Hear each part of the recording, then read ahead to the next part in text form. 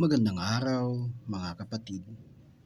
Narito na naman ang kwentong Kristiyano, tampok ang buhay na binago ng Panginoon.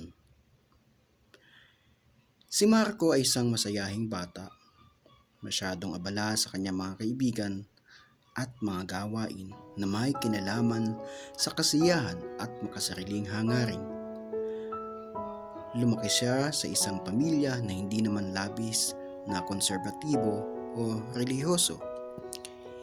Hindi naging bahagi ng kanyang pagkabata ang madalas na pagdalo sa mga pagtitipon ng simbahan o mga gawain nito o mga pangrelihiyong gawain, kaya't hindi siya masyadong nakakakilala sa Diyos. Bukod sa mga karaniwang kwento na kanyang naririnig noong siya ay bata pa. Sa araw-araw, mas nagiging abala siya sa kanyang trabaho at mga barkada. Ang tingin niya sa buhay ay simple lamang: magtrabaho, magtagumpay at mag-enjoy. Madalas siyang kasama sa mga inuman at lakaran. Ngunit sa kabila ng lahat ng kasiyahan at ingay, tila may puwang sa kanyang puso na hindi niya kayang ipaliwanag. Madalas sa kalagitnaan ng mga kasiyahan, siya ay mag-iisip ng malalim at pakiramdam niya ay may kulang. Hindi ito kayang punan ng mga material na bagay o ng tagumpay sa karera. Isang araw, sa gitna ng kanyang abalang araw sa opisina, tumunog ang kanyang telepono. "Si Sarah to, Marco. Kumusta?"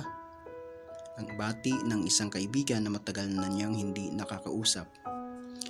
Si Sarah ay isang kaibigan noong college pa lamang, isa sa mga taong naging malapit sa kanya, ngunit nagpatuloy sa ibang direksyon ng buhay. Si Sarah ay kilala sa kanilang barkada bilang isang makadiyos at relihiyosong tao. Palaging may daladalang Biblia sa bag at madalas nag-aanyaya ng mga prayer meetings. Subalit si Marco, tulad ng iba nilang mga kaibigan, ay hindi gaanong nagbibigay pansin dito. Para sa kanila, ang mga imbitasyon ni Sarah ay isa lamang abala sa kanilang abalang mga buhay. Ngunit ngayong tinatawagan siya ni Sarah matapos ang maraming taon, ay naisip niyang makipag-usap. Habang nag-uusap sila sa telepono, nabanggit ni Sarah na mayroon siyang pinagdadaanan. "Napagdaanan ko rin ang mga ganitong panahon, Marco. At alam ko yung pakiramdam na parang kahit gaano ka pa kasaya o kasigla sa labas, ay may mga bagay na hindi kayang mapunan sa loob," sabi ni Sarah nang malaman ang sitwasyon ni Marco. Tinanong siya ni Marco kung paano siya nakalampas dito. Sinabi ni Sarah, "Diyos ang naging kasagutan ko. Baka gusto mong subukan din. Iniimbitahan kita sa aming mga Bible study." Dahil sa matinding paggalang kay Sarah, ay nagpasya si Marco na sumama. Bagamat hindi siya sigurado kung ano ang kanyang aasahan, sa unang gabi ng kanilang Bible study, nagulat siya sa init ng pagtanggap ng grupo sa kanya.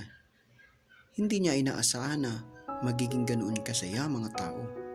Sa kanyang iniisip niyang ito'y magiging seryosong pagtitipon, puno ng katahimikan at mga sermon. Ngunit napansin niyang puno ng buhay ang grupo at bukas sa mga tanong.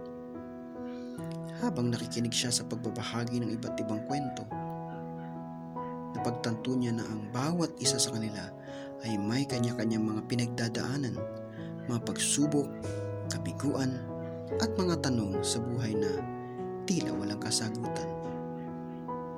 Ngunit sa kabila ng mga ito, ang kanilang mga mata ay puno ng pag-asa at kapayapaan. Isa sa mga nagbahagi ng kanyang kwento ay si Brother David, isang dating adik sa droga na nagkaroon ng pagbabago sa buhay matapos niyang makilala si Jesus. Napatitig si Marco sa kanyang kwento, hindi dahil sa kakaibang karanasan nito, kundi dahil sa kapayapaan na taglay nito matapos ang lahat ng hirap. Sa mga sumunod na linggo ay patuloy dumalo si Marco sa mga Bible study. Hindi niya lubos na naunawaan ang lahat ng tinuturo sa kanya, ngunit naramdaman niyang mayroong pagbabago sa kanyang puso. Tila unti-unting nawala ang bigat na kanyang dinadala araw-araw. Nagsimulang tumimo sa kanyang isip ang mga salita ni Brother David. Walang masyadong magulo o mabigat sa buhay para kay Jesus. Kailangan mo lang siyang tawagan at siya'y tutugon. Dumating ang isang gabi na si Pastor Benji, ang kanilang leader, ay nagbahagi ng mensahe mula sa Mateo 11:28. Lumapit kayo sa akin, kayong lahat na nahihirapan at nabibigatan, at kayo'y aking bibigyan ng kapahingahan. Sa puntong iyon, naramdaman ni Marco na siya ang kinakausap ng Diyos. Tila hinahanap-hanap ng kanyang puso ang kapahingahan na hindi niya kailanman natagpuan sa trabaho, pera o mga kaibigan. Pagkatapos ng Bible study ay lumapit siya kay Pastor Benji at kay Sarah.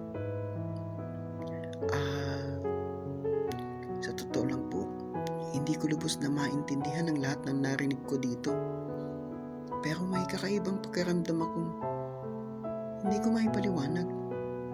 Para bang may gumagaan sa akin, ang sabi ni Marco. Ngumiti si Sarah at si Pastor Benji. Iyan si Jesus, Marco. Hinihintay ka lang niyang buksan mo ang iyong puso. Sa gabing iyon, sa simpleng panalangin, isinuko ni Marco ang kanyang buhay kay Jesus. Hindi naging madali ang proseso. Marami pa rin mga tanong, mga alinlangan at mga pagsubok. Ngunit unti-unting nagbago ang kanyang pananaw sa buhay. Nagkaroon siya ng mas malalim na layunin, hindi lamang para sa sariling kasiyahan, kundi para sa isang mas mataas na tawag. Naging regular na siya sa mga Bible study at mga fellowship, at kalaunan, nagsimula na rin siyang magpahagi ng kanyang kwento sa iba. Ipinakilala niya ang ilang mga kaibigan niya kay Sarah, at sa bawat pagkakataon, itinuturuan niya ang iba na magtiwala sa Diyos, gaya ng ginawa ni Sarah para sa kanya. Ang mga dating gabi ng kasiyahan ay napalitan ng mga gabi ng malalim na pagninilay at pagsampa. Isang gabi habang sila'y nasa kanilang prayer meeting, nagbahagi si Marco ng kanyang kwento. Akala ko noon, kaya ko nang punan ang lahat ng kailangan ko sa buhay. Trabaho, pera, kaibigan. Pero laging may kulang. Ngayon, natagpo ko na ang tunay na kapayapaan. At alam kong hindi ko ito magagawa kung wala si Jesus. Kung ako na ang masusunod, hindi ko siguro matatanggap ang ganitong uri ng pagmamahal at kapatawaran. Sa mga sumunod na taon, patuloy si Marco sa paglilingkod sa Panginoon. Hindi naging perpekto ang kanyang buhay. Ngunit, bawat takbang niya ay kasama ang Diyos. Natutunan niyang ipagkatiwala ang lahat sa Kanya, ang kanyang mga pangarap, takot, at kahit ang mga bagay na hindi niya maintindihan. Ang dati niyang pusong puno ng pag-aalinlangan ay napalitan ng kapayapaan at pag-asa. At lahat ng ito ay nagsimula ng sa isang simpleng imbitasyon sa isang Bible study. Isang pagkakataong hindi niya akalaing mababago ang kanyang buhay magpakailanman. Ang kwentong ito ay naway nagbigay ng inspirasyon sa iyo. Nawa kung hindi ka pa kumikilala sa Panginoon, ikaw ay lumapit at buong puso mong ipagkatiwala sa Kanya ang iyong buhay. Salamat sa mga sumubaybay. To God be all the glory.